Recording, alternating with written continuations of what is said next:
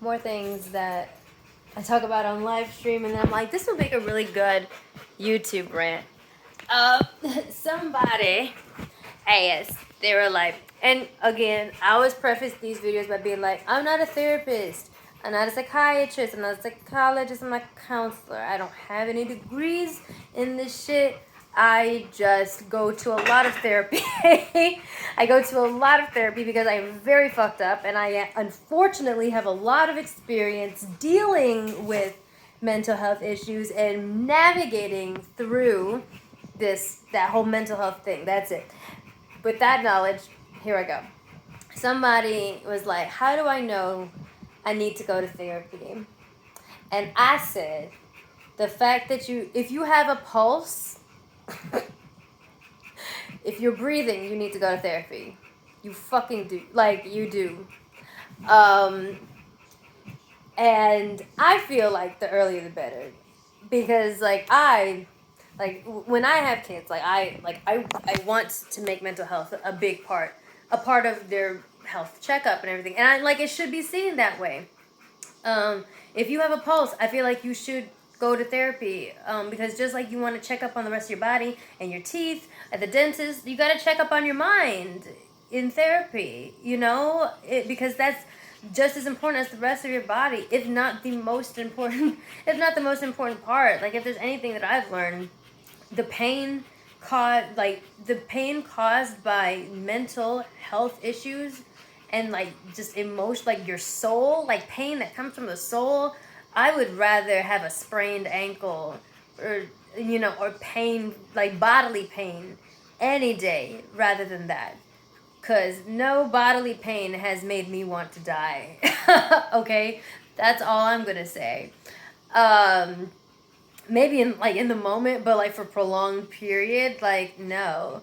That's the worst. And also, you may not need therapy for forever. I'm a person, because of the shit that I have going on, I've resigned myself to, the fact that I am probably going to be in therapy for the next decade, if not longer. Maybe the rest of my life. But, for me personally, that's just what it's going to be. And I'm okay with that. Honestly, I'm fine with that to a certain extent. But you might only need one session. You might only need 2 or 3. Maybe you just need a month. Maybe you just needed to get over a hump in your life or whatever. But I think that everybody needs it. Because if not to identify some mental health issues that you might have, some diagnoses that you might be walking around undiagnosed with something, just across the board, you fucking do. I guarantee you have behaviors that you have thought all your life is completely fucking normal and healthy, and if not healthy, just neutral, just whatever. And then you go to therapy and you find out that, as a matter of fact, those behaviors are not healthy at all. As a matter of fact, they're so destructive and they're fucking you up, and you're like, I thought this was normal the entire time. Or you find out that the way that you attract, the kind of people that you attract are not necessarily great for you, because I feel like the brain is really smart. Your brain is really smart, but it's also really fucking dumb at the same time, because your brain is trying to keep you alive, right? It's trying to keep you alive. It's trying to make sense of the world. And from what I remember from my AP psychology in high school, for which I got a 4 on the test, whatever. Maybe there's a reason for that. Your brain makes, it creates shortcuts, right? It creates shortcuts, to get to solutions quicker based on your past experience.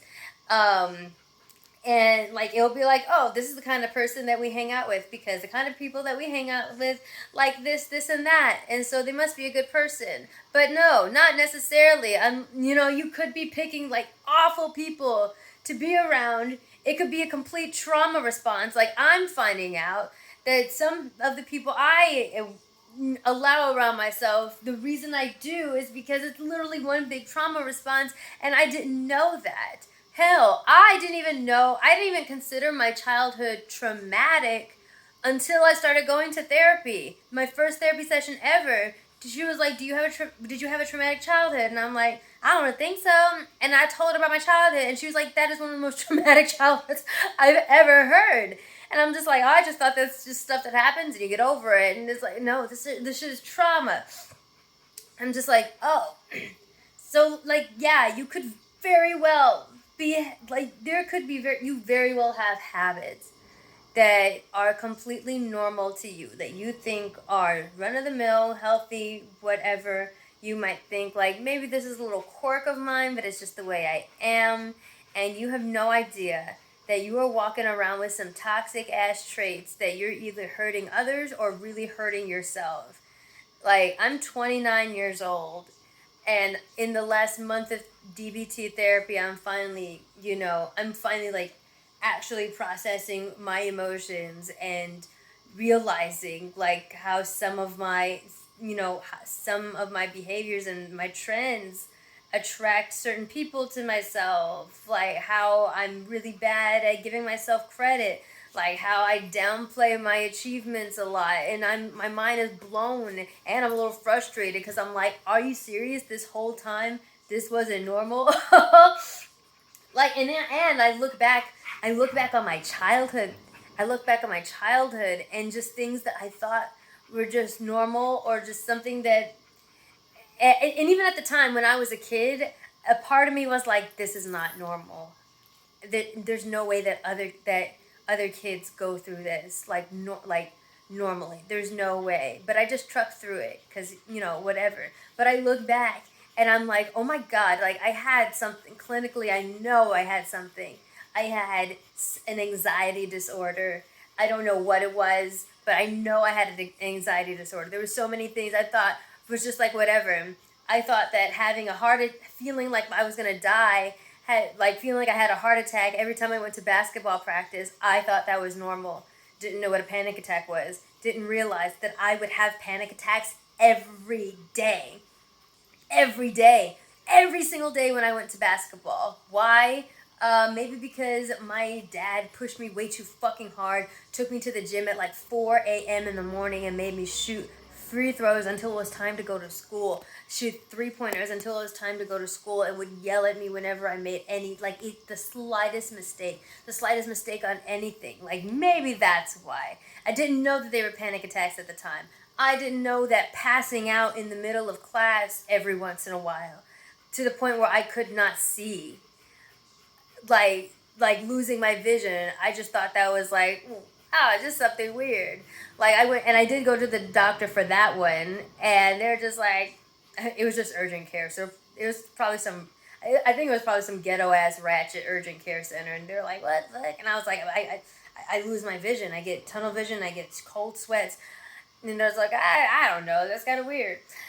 Panic attacks. Like, I thought that having extremely painful periods in high school, and when I say extremely painful, guys, I don't mean like, I mean like, I could not walk and I would have to sleep in the nurse's office for the rest of the day because I was completely debilitated.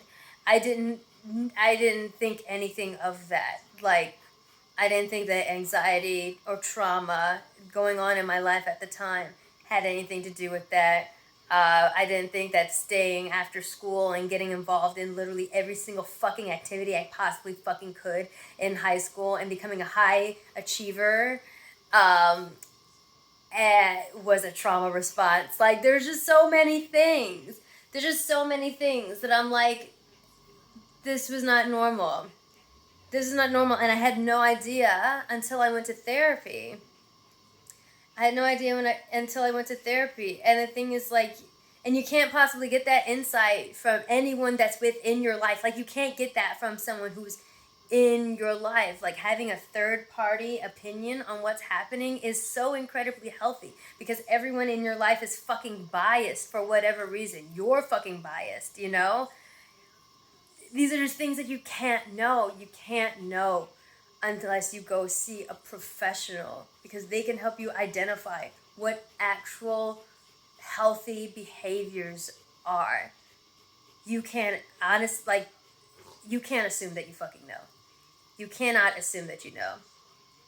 Because you may not have PTSD like I do. You may not have GAD, you know, major depressive disorder, and or like agoraphobia, but you got some shit.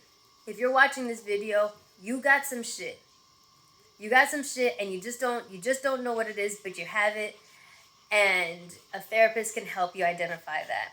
I feel like the younger the better, and the more regular younger the better. But I understand that like a lot of people that still live with their parents, or like that are not 18 yet or legally an adult, a lot of parents don't like getting their kids tested because like, I don't want to label my kid. That's crazy. Um, I recommend that like as soon as you are able, go see a therapist. Just go. Just go. You could unearth some really serious problems that you realize, oh shit, I gotta work on this like long term. Or you could just need a tune-up. Everybody is different. My ass is I am a total car. So I need intensive care, but you may not need that. Not all therapy is like daily intensive care like I do. It's not even like once a week. Like some people just need it once a month. Some people just need it every 2 months. You never know. But you never know if you don't go and try it out. So if you have a pulse, if you're breathing, if you're watching this video, yes, you do need to see a therapist. You do. You do. Even if you feel like there is nothing wrong, even if you feel like your life is perfect, I guarantee you there is something that you could use a tune-up on that can improve your life. I promise you. So if you've been looking for a sign, consider this your sign. Bitch, go to therapy. Just go to therapy.